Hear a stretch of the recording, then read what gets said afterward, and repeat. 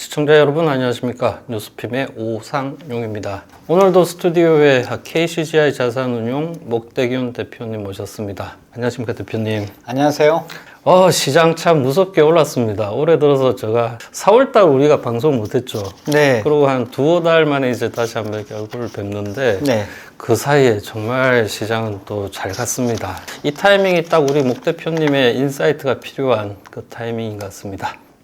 많이 물어보고 싶으나 또 너무 많이 물어보면 또 안 좋아하실까봐. 인사이트는 예. 별로 없고요. 네. 요새 참 질문 받기가 상당히 두려운 시점이 아닐까 생각이 됩니다. 왜 그럴까요? 코스피 많이 올랐지 않습니까? 네. 저 보시는 분마다 뭐 물어보는 질문이 아주 간단해요. 삼성전자, SK하이닉스 더 가나요? 저도 물어보려고 했는데 지금이라도 사야 되나요? 네. 막 이런 질문입니다. 답변하기가 아주 곤란합니다. 예. 저도. 자, 혹시나 삼전이나 하이닉스 주주분들께서는 방송을 안 보셔야 됩니까? 우리 뉴스핌하고 KCGI 자산운용이 함께하는 연금 포트폴리오부터 한번 네. 간단히 한번 보겠습니다. 장기 자금이지 않습니까? 퇴직이나 이제 개인 연금을 갖다가 무엇을 가지고서 이제 포트폴리오를 구성할까? 뭐 저희가 봤을 경우에는 이제 국가 단위로 봤을 경우에 우수한 성과를 보이고 있는 ETF들을 잘 골라서 투자를 해보자 라고 얘기를 했고요. 장기 수익성이 가장 우수한 ETF를 보니까 나스닥 100이 나오더라고요.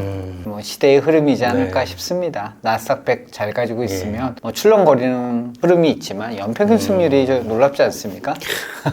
저희가 2014년부터인가요? 예, 한 10년 정도 10년, 네. 보시면 될 것 같습니다. 그래서 바야흐로 IT의 시대에 똑같아요. 물론 출렁거리기 때문에 뭐 간혹 가다가 이제 좀 지수가 하락하면 좀 아픈 구간은 존재합니다만 고점을 회복하는데 걸렸던 시간도 생각보다 짧습니다. 그러다 네. 보니까 뭐 장기 투자하셨던 분들한테는 가장 좋았던 투자 대상이 아니었을까 맞습니다. 생각합니다.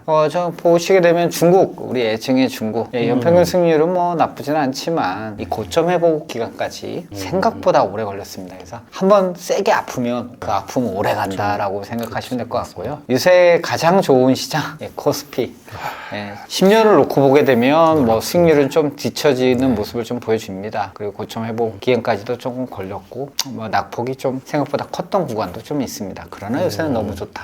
이렇게 보시면 될 것 같고요. 요새는 그냥 한국 코스피 가지고 있으면 모든 것을 압도한다라고 생각하면 될 것 같습니다. 마침 우리 그리고 작년 말에 한국 시장의 기회 이거를 말씀해 주시면서 그 시장은 그 방향대로 이제 갔던 것 같습니다. 맞습니다. 여러 가지 자산군이지만 저희 장기적이지 않습니까? 뭐 한 1, 2년만 놓고 투자하는 건 맞아요. 아니기 때문에 네. 향후 5년, 10년을 놓고 봤을 경우에 이러한 조합을 잘 가져가게 되면 상대적으로 좀 장기 수익률이 우수하다라고 좀 말씀을 드릴 수 있을 것 같습니다. 뭐 장기 수익률적인 측면에서 뭐 나스닥 하이라이트 하면서 얘기를 좀 나눠봤고 그 다음에 연령대별로 이제 무엇을 가져가야 될 것이냐. 요새는 50대, 40대 분들이 생각보다 젊으시더라고요. 공격적이시고. 영포트 저 추천 비중은 지금 뭐 미국 성장주 50대는 10% 후반대, 40대 같은 경우에는 20% 중반대인데요. 요새 실제 포트폴리오를 보니까 저렇지는 않더라고요. 이론과 실제의 괴리가 정말 크다라고 말씀드릴 수 있을 것 같습니다. 50대 분들 요새 너무 공격적이세요. 제가 아시는 분들 집중 투자 너무 잘하시는 것 같습니다. 이런 쪽으로 들어와서 젊은 분들 같은 경우에는 이제 성장주 비중을 갖다가 최대한 많이 확대해 놓고 투자하시는 게 바람직하고 은퇴 시점이 이제 다가오시는 분들 혹은 퇴직 시점이 조만간 얼마 안 남았다 이런 분들은 조금 더 안정적으로 가져가시면 좋지 않을까 싶습니다. 공격적으로 포트폴리오를 이제 운영했을 때 한 달 정도 요새 월 하루 수익률이 뭐 10%가 왔다 갔다 하니까 뭐 제가 할 말은 없습니다. 5월달 저희 성과 우수하다라고 얘기했는데 우수합니다. 네, 저 우수합니다. 진짜 우수합니다. 우수한데 코스피가 너무 좀 강해서 저도 그렇지. 깜짝 놀랐는데 이걸 보고서 이게 뭐가 우수하냐라고 반론을 제기하시는 분들이 너무 많아서 아닙니다. 제가 요새 당황하고 있습니다. 퇴직연금 수익률 뭐 아무튼 미국하고 지금 한국에서 상당 부분 나오고 있고요. 포트폴리오를 비중을 보게 되면 뭐 한국 같은 경우는 단기채. 근데 요새는 뭐 저한테 그러시더라고요. 채권 왜 하냐. 위기의 상황이나 변동성이 커졌을 경우에 주식을 사기 위한 대용으로 생각해 보시면 좋겠다라는 걸 말씀을 드리고요. 장기채보다는 저희 뭐 잘 아시겠지만 단기채 중심으로 지금 현재 포트폴리오가 꾸려져 있다는 점 말씀을 드립니다. 50대를 기점으로 봤을 경우에 지금 연평균 수익률 한 10% 정도 나오고 있는 상황이고요. 최근에는 이 퇴직연금 수익률도 많이 개선이 됐습니다. 누구 때문에? 코스피와 미국 때문에. 그렇습니다. 같습니다. 그래서 바이오로 투자하시는 분들이 가장 이제 행복한 구간이 아닐까 싶고요. 보수적으로 운용하는 포트폴리오 5월달 수익률 1%대가 네, 나왔습니다. 역시 뭐 어쩔 수 없습니다. 네, 그리고 안정적으로 너무 하시다 보수적이죠. 보수적이면 안 된다 하는 생각이 좀 들었습니다. 그래서 장기적으로는 변동성을 뭐, 낮추고 여전히, 운용하겠다는 네. 철학입니다. 예, 그래서 지금 연승률을 봤을 경우 한 10% 정도 네. 나오고 있다는 점 말씀드리고요. 잘 운용이 되고 있습니다. 적극적으로 아주 공격적으로 한다. 예, 그러면 이제 좀 따라간다라고 좀 말씀을 드릴 수 있을 것 같고요. 한 7% 정도 시장 흐름에 따라서 뭐 올라갈 때는 같이 올라가고 네. 시장이 조금 조정을 받거나 빠질 때는 좀 방어적으로 빨리 움직이는 포트폴리오입니다. 물론 빨리 움직이다 보니까 비용이 있죠. 사람들도 네. 왔다 갔다 하려다 네. 보면 실수도 하기 때문에 이 포트폴리오 같은 경우에는 뭐 매달 저희들이 이제 리밸런스 포트폴리오 포지션을 바꾸게 되고요. 이걸 중심으로 해서 저희가 투자자분들께 많이 안내를 하고 있는 상황입니다. 그러면 이제 변화를 갖다 잠깐 네. 너무 급하게 갔네. 아닙니다, 아닙니다. 네. 예. 최근에 이제 변화를 잠깐 보게 되면 큰 게 바뀐 건 없습니다. 사실 성장주 기반으로 그러네요. 지금 현재 포트폴리오가 짜져 있고, 그 성장이라고 할 수 있는 것들을 잘 모아가지고 다시 또 네. 포트폴리오 꾸리는 모습이 나타나고 있습니다. 애증의 중국, CSI 300은 참 부진합니다. 그러게요. 표에 보시면 뭐 거의 뭐 바닥에 붙어 있죠. 네. 한국 너무 우뚝 섰습니다. 연초부터 너무 많이 달리셔가지고 저희가 2024년이었나요? 기억나십니까? 2024년. 기억 안 나시죠? 거의 이제는 좀 1년 반 전. 하도 옛날이라 네, 1년 반 전. 가물가물합니다. 달러 기준으로 봤을 때 글로벌 꼴찌가 어디? 한국이었고. 네, 한국이었습니다. 네, 작년도 기준으로 글로벌 1위가 거의 어디? 예, 한국입니다. 코스피였고요. 너무 급격하게 지금 바뀌고 있고 올해 연초 이후에 투자자분들의 투자에 대한 심리가 아주 공격적이라고 좀 말씀을 드릴 정도로 상당히 좋아진 것 같습니다. 반면에 중국 같은 경우에 요새 나오는 매크로 지표들 생각보다 너무 안 좋거든요.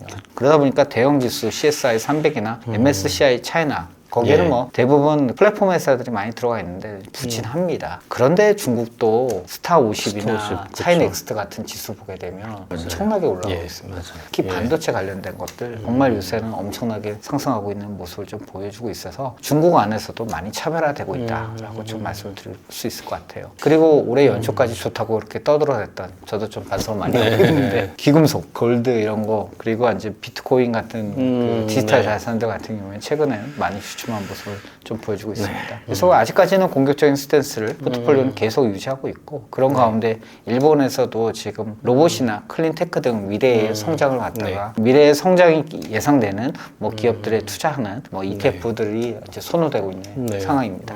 그래서 크게 보면 중국에서 이제 몇 군데 주요 소비자를 상대로 하는 섹터들을 좀 빼셨고 그리고 이제 일본의 미래 기술 분야 넣으셨습니다. 이번 달 뭐 하루 한번 하나씩 편하게 좀 얘기를 해볼까요? 여전히 이란 때문에 유가는 또 뭐 출렁출렁합니다. 좀 이제 뭔가 갈피를 잡아가나 하다가 잘 안 되고 있고요. 네. 미국하고 이란 사이는. 그래서 유가도 계속 좀 80달러를 한 보나 하다가 또 다시 이제 위로 더 100달러에 가까워지고 있어요. 저 누가 예측을 할 수 있겠습니까? 그러니까 좀 예, 잘 전쟁은 잘 어렵습니다. 모르겠습니다. 예. 그렇지만 전쟁에 대한 가능성이 있기 때문에 증시에 대한 할인율은 예전보다는 확실히 높아졌다. 그리고 물가 같은 경우에도 뭐 내려가는 것보다는 고물가가 지속되고 있다는 걸 반영하고 있다. 그러다 보니 그 미국이나 일본, 독일 등의 장기 금리가 생각보다 높은 예, 수준에서 많이 유지가 올랐습니다. 되고 있어요. 더구나 이제 그 기준금리 연준 같은 경우에는 케빈 워시 의장으로 이제 어찌됐든 간에 연준 의장이 바뀌었지 않습니까? 데이터를 놓고 보게 되면 금리를 내릴 수가 없을 것 힘들죠. 같아요. 내리기에는 좀 면이 안 서겠죠. 그러다 보니까 이게 금리라는 걸 놓고 보게 되면 사실 투자할 때 가장 유심히 보는 변수 중에 하나가 금리인데 금리 같은 경우에는 정책 금리도 높아질 가능성도 존재하고 시장 금리는 금리도 계속적으로 높아지고 있고 그러다 보니까 AI나 반도체 같은 경우 성장 스토리는 되게 상당히 좋고 지속 가능성이 이전보다는 많이 길어진 것 같은데 조달 비용 측면에서의 압력이 증가하고 있는 부분 저걸 어떻게 해석해야 될지에 대해서는 저희들도 궁금합니다. 저걸 그러니까 두 눈 질끈 감고 그래도 무시하고 가자니 일드의 상대 매력이 자꾸 눈에 좀 밟힐 수도 있고 아까 말씀하셨던 그런 조달 비용이라는 건 결국은 이제 데이터 센터들도 이제는 자기 비용으로 하지 않잖아요. 네. 하이퍼스케일러도 이제 막 외부 차입을 많이 하고 있는데 저게 혹시 그렇다면 좀 조정의 어떤 빌미가 될 수도 있겠지요. 뭐 솔직히 저도 잘 모르겠습니다. 예. 증시 뭐 오랫동안 투자해보고 조정 가능성을 또 뭐 예상하고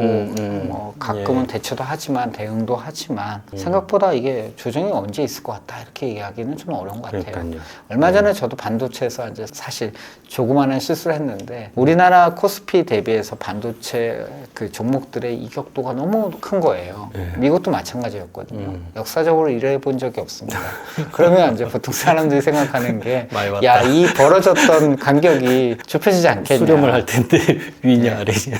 저도 과감하게 한번 얘기를 해봤죠. 야, 좁혀야 되는 거 아니냐. 예. 꼭 벤치마크로 회귀해야 하거나 조금 비중을 갖다가 상승했던 거라도 차익 실현해야 되는 거 아니냐. 반짝 하루 맞고 다시 틀렸습니다. 무섭습니다. 예, 그래서 저희 주니어들이 저를 갖다 이상한 눈빛으로 쳐다보고 있더라고요. 그래서 그런 점 할 때 보게 되면 다 필요 없다. 예, 지금 약간 좀 힘든 구간 아닌가라는 생각합니다. 그 아까 전에 앞서서 그 이슈 1을 보시면은 그래도 네. 추세는 안 꺾일 것 같다라는 저런 부분이 있네요. 어, 조정 뒤에 압력은 존재하나. 반도체 부분은 뒤에 더 많이 얘기를 하는 네네, 것 같아요. 그러시죠. 예, 예. 금리, 유가, 물가는 신도 잘 못 맞추는 변수이기 때문에 의미가 없습니다. 유가라는 부분이 이란이라는 그 돌발 변수랑 많이 맞물려 있다 보니 더 그렇습니다. 네, 저도 유가 제대로 맞추는 사람 많이 못 봤습니다. 예. 금리는 더더구나 어렵고요. 예. 물론 뭐 채권 쪽 애널리스트들 잘 하시는데 잘 못 맞히시는 올해 것 같아요. 다 틀렸어요. 올해 연초에 뭐 2번 내린다, 3번 내린다는 거 다 엉터리 됐잖아요. 지금. 저도 저번에 한 번 내린다고 얘기했다가 틀린 걸로 알고 있습니다. 말씀 안 하셔도 돼요. 굳이 말씀하시든지. 내가 못 맞춘다 이렇게 생각하고 대응한다 이렇게 이게 마음이 편한 것 같아요. 이제 드디어 한국 편입니다. 네. 삼성전자하고 하이닉스 네. 차트 아주 예쁩니다. 놀라울 정도입니다. 네. 저 차트를 어떻게 봐야 될지 모르겠습니다. 우리나라의 그 어찌됐던 간에 시가총액으로 봤을 때 50% 이상이 삼성전자, SK, 그러니까요. 하이닉스인 것 같고 기업들의 이익이 이제 결국에는 코스피의 방향성을 결정할 수 있다. 이렇게 뭐 계속적으로 말씀드렸고 그 추세가 지금 상향 조정이 되고 있는 구간에서는 빨리 내려서는 안 된다. 심지어는 저도 그런 얘기까지 했습니다. 네. 투자하는 입장에서 보게 되면 삼성전자, SK, 하이닉스 얼마나 채워갈 수 있느냐가 관건이었는데 뭐 기관 투자자 입장에서는 쉽지는 않거든요. 개인 투자자 입장에는 다 뭐 네. 채우셔가지고 행복하시는 분들이 많이 있는 것 같습니다. 오른쪽 표 잠깐 보실까요? 디램하고 네. 낸드의 수급 비교를 봤는데 그래, 이게 한참 28년까지 공급 부족입니다. 아직. 계속 그냥 쇼티지. 이게 뭐 저희가 그런 게 아니라 최근에 마이크론의 CEO도 인터뷰를 했어요. 그렇죠. 예. 근데 그분이 그런 얘기 했어요. 의미 있게 물량이 나오려고 하면 2028년이 돼야 된다. 그게 아마 지금 투자하는 설비들이 양산에 들어가는 그 기간 정도. 공장 지어야 되고 그러니까요. 공장을 예. 짓고 수요 장비 맞추고. 가져오고 맞춰야 되거든. 또 그러다 보면 한 1, 2년 2-3년 걸린다는 걸리죠. 거죠. 예. 아무리 빨리 해도 지금 저 그러니까. 정도인데 그러다 보니까 쉽지가 않다. 예, 그러다 보니 디램하고 낸드 쪽에 쇼티지 당분간 예. 공급 부족은 지속될 수밖에 없다라는 걸 갖다가 계속적으로 보여주고 있기 때문에 지금 뭐 반도체가 메모리 쪽에 그 쇼티지가 이제 다양한 분야로 또 확산이 되고 있습니다. 최근에는 CPU 얘기도 많이 나오더라고요. 인텔 맞아요. 주가 보셨는지 모르겠지만 뭐 무섭습니다. 다 죽어가던 인텔이 부활을 하고 있어가지고 저를 많이 놀래켰습니다. 요새 개인 투자자들 만나면 또 저 괴롭히는 질문 중에 하나가 그래서 코스피 얼마까지 올라가요? 사실은 삼성전자, 하이닉스 목표가를 많이 물어보시는데 네. 저희가 이제 컴플라이언스 이슈상 보통 코스피로 많이 말씀을 드립니다. 지금 한 8,000선을 놓고 봤을 경우에는 PR을 8배 정도 보게 되고 네. 그러면 지수의 EPS가 한 1000 정도 되거든요. 8,000이란 목표치는 EPS 곱하기 멀티플인데 예. EPS가 1000개 곱하기 멀티플 8배에서 8,000 정도 됩니다. 근데 우리나라 역사적으로 PR 밴드, 이제 멀티플을 주는 거 배수거든요. 예. 보통 평균이 10배예요. 이게 되게 어려운 문제이기도 한데 내가 갖고 있는 포트폴리오 안에 삼성전자하고 하이닉스 비중이 50%보다 더 높다, 80%다 이러면 좀 줄여요? 아니면 더 가져가요? 그 최소한 벤치마크는 무조건 가져가야 되는 것 같고요. 그 프리미엄을 더 얼마만큼 가져가야 되느냐는 개인의 선택일 것 같아요. 저는 극단적으로 한 종목만 100% 가져가시는 분도 뵙고 있습니다. 제 주변에 많아요. 예, 그래서 너무 불편합니다. 그분들의 승률과 펀드의 승률을 비교당할 때는 나도 펀드 매니저 할 날이 얼마 안 남았구나 막 이런 생각 좀 하고 있습니다. 아니면 도로 이렇게 투자하시는 분들. 반도체 얘기 마저 같이 네네네네. 할까요? 반도체 계속적으로 얘기하고 있지만 있지만 핵심은 뭐냐면 미국의 하이퍼스케일러들, 빅테크들의 AI 데이터 센터에 대한 투자다. 이 투자 금액이 계속적으로 상향 조정이 되고 있어서 아직까지 흐름이 끊기지 않았다. 올해 1분기 실적들을 이제 5개 회사들의 걸 합산을 딱 해보니까 시장에서 우려했던 것보다 나쁘지 않은 거예요. 그러다 보니까 그 다음부터 다시 또 랠리가 시작되고 있고 최근에 또 엔비디아 뭐 실적 때 계속 확인이 됐지만 뭐 나쁘지 않은 것 같네 이런 생각하고 있고 뭐 순이익이나 실제로 현금 흐름 창출 능력 아직까지는 감소하지 않았고 네. 다만 이제 투자하는 금액이 많아지다 보니까 기존의 잉여 현금 흐름으로 투자했던 것보다는 그렇군요. 외부에서 자금을 돈을 빌리는 경우 자금을 조달해야 되는 것들이 많아지고 있어서 이 장기적으로 봤을 때 이게 리스크 요인이 아닐까라는 생각하고 있습니다. 또 일부는 우리가 얘기됐었던 사모대출 통해서 자금을 조달하기 때문에 그쪽에 어떤 건전성이 훼손이 된다고 하면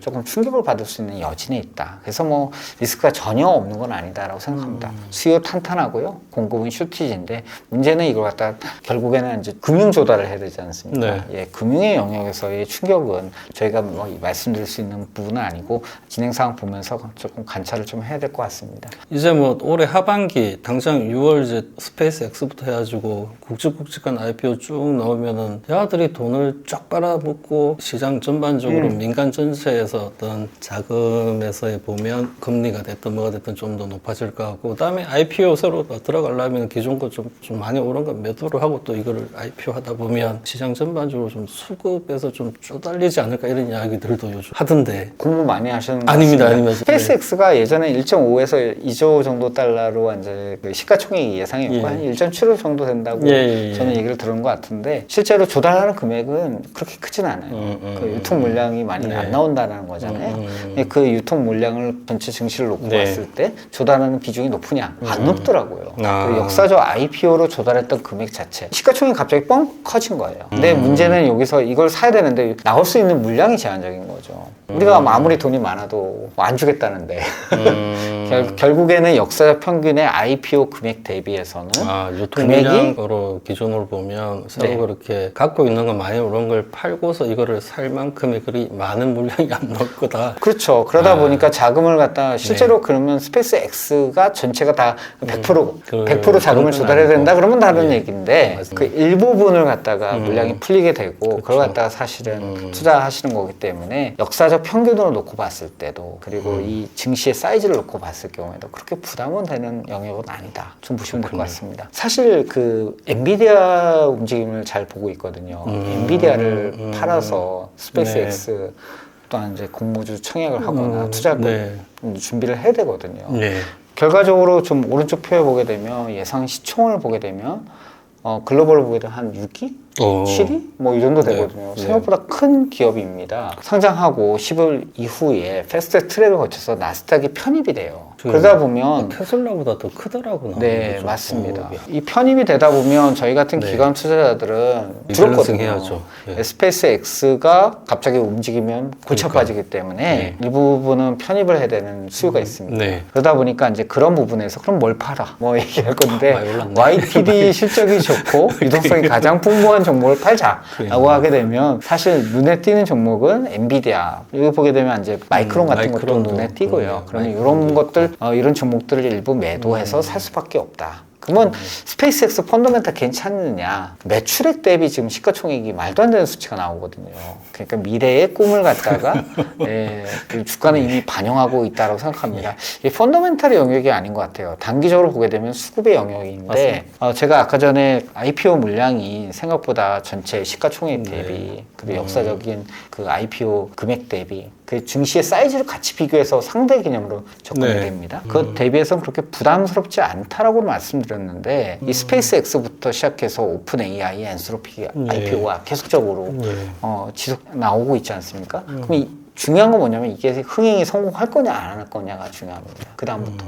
그러면 투자 심리를 갖다가 많이 악화시킬 수도 있거든요. 그러다 보니까 물량 부담이 크지는 않나 그때 이후에 스페이스 X의 이제 주가 흐름이 이거 고평가다. 발행 시장하고 유통 시장은 다르거든요. 유통 시장은 밸류에이션도 보게 되고 시장의 센티멘트 뭐 여러 가지가 복합적으로 작용하기 때문에 만약에 주가 흐름이 안 좋다라고 하면 남들까지 조금 찬물을 살짝 껴얹는 전념시킬. 그럴 가능성이 있기 때문에 지금 나오고 있는 그 중요한 IPO들은 꼭 보셔야 됩니다. 중국에도 지금 CXMT라고 창시 메모리 IPO가 곧 맞습니다. 있거든요. 네. 그래서 상당히 중요합니다. 그렇게 이제 그 미래 산업들이 지금 나오고 있다는 점에서 한번 눈여겨 보십사 말씀을 드립니다. 저도. 양자 컴퓨팅하고 네. 이제 우주 산업 쪽을 이렇게 소개를 해주셨는데 이게 부담스럽다라는 취지신가요? 너무 이제 단기적으로 좀 많이 올랐다 이런 맥락이 기업 이익이나 매출을 기반으로 해서 주가를 측정하는 입장에서 봤을 때는 사실 부담스러운 영역은 계속되고 있습니다. 자꾸 제가 예, 2년 전에도 부담스러웠을 거예요.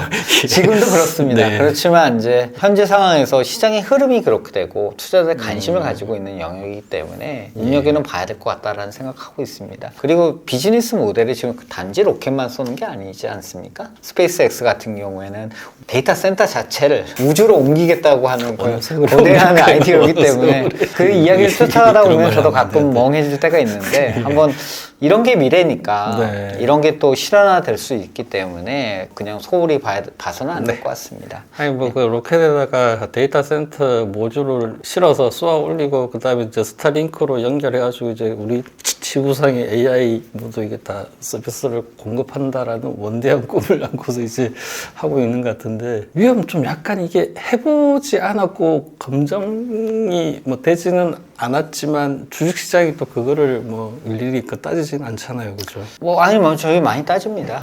내 내용을 보게 되면 뭐 사실 그 스페이스 X 같은 경우에는 옛날에 나사가 하던 우주 발사체의 비용을 획기적으로 줄였지 않습니까? 반값 이하로 줄여놨기 회수하는 때문에 거, 혁신이었죠. 네. 사실 이런 건 무시할 수 없는 거고 지금 일론 머스크가 내세우는 우주에 있는 데이터 센터 같은 경우에도 기존의 데이터 센터가 이제 필요로 하는 전력이나 냉각 장치가 불필요하기 때문에 다른 접근 방법이라고 좀 볼 수가 있는 거죠.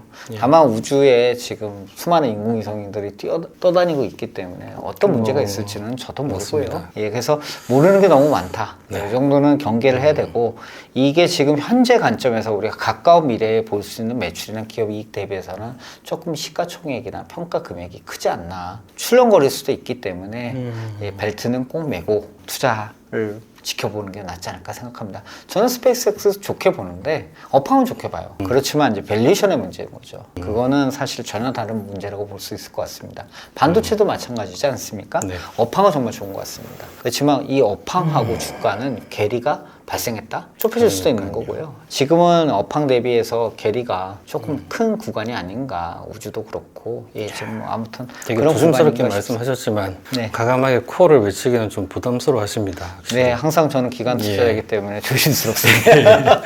네. 자, 이제 반도체 랠리가 연장이 될 건가가 우리가 앞으로 남은 이제 주요한 이 하반기까지도 계속 되겠죠. 한국 시장만 놓고 보면. 업황만 보면 나쁘지 않은 것 같고요. 2026년을 넘어서 2027년까지의 업황과 실적은 어느 정도 예측 가능성이 생각보다 높다. 과거에는 우리가 이제 스마트폰이나 개인용 PC 등의 이제 컨슈머 제품을 팔았었고 거기에 메모리가 들어갔다고 하면 이제는 지금 AI 서버 그리고 이제 양적 컴퓨팅도 지금 사실 HBM이나 그런 메모리 사용량이 많아지고 있거든요. 그러니까 미래 산업도 그런 메모리에 대한 필요성이 높아지고 있기 때문에 수요는 다변화되고 공급 부족은 여전히 해소가 안 되고 있고 그런 측면에서 놓고 보게 되면 계약 측면에 이제 과거에는 길어지죠. 예, 요새는 이제 장기 계약으로 가다 보니까 또 그만큼 예측 가능성이 높은 거죠. 업황은 나쁘지 않은 것 같습니다. 다만 이제 그 업황을 놓고서 투자하는 입장에서 보게 되면 이거 어느 정도까지 이걸 갖다가 마음이 편하게 투자할 수 있느냐 이건 전혀 다른 문제거든요. 맞습니다. 그래서 최근에 이제 증시 랠리로 인해서 올해 뭐 연초 대비 한 100% 올랐기 때문에 좋은 점은 어느 정도 많이 반영이 됐다. 그러면 앞으로는 어떻게 되느냐 봤을 때 이제 생각지도 못한 이제 리스크들이 나타나게 되면 움찔거리는 거죠. 또 누구는 차익 실현 또 해야 되는 상황이고요. 맞습니다. 현재 그런 구간에 있다고 생각하고요. 올해 그 하반기로 왔을 미국은 재정 정책을 갖다가 막 강화시킬 수밖에 없습니다. 그러다 보면 시장에 유동성이 많아질 수밖에 없고 예. 미국 시장은 생각보다 견조할 수 있겠구나. 뭐 리스크는 많습니다. 금리는 올라가고 있고 그다음에 유가는 아직 높은 수준인 것 같고요. 그리고 여러 가지 IPO로 인해서 수급적인 공백 가능성도 제기가 되고 그 고평가 가능성에 대한 지적도 있을 것 예. 같습니다. 예. 어려운 시국에 또 어렵진 않죠. 근데 이게 더 담을까 이제는 이쯤에서 그냥 익절을 할까 고민이 많은 시기입니다. 역시 용자들은 돈을 벌기는 하는데 또 너무 이렇게 용기만 내다 보면 리스크 관리가 안 될 수도 있고요. 야수의 심장이 있어야. 제가 요새 가장 큰 게 그 풍요수의 빈곤이라고 나만 가난하면 진료해야 되지. 너무 힘들 것 같습니다. 그래서 대부분 기관 투자자들이나 개인 투자자들이 포모 현상 따라가지 못해가지고 스트레스 받는 현상이 나타나고 있는 것 같아요. 날씨가 이제 무더워지고 있는데 모쪼록 몸 관리 잘 하십시오. 예, 네, 감사합니다. 건강하십시오. 네. 예.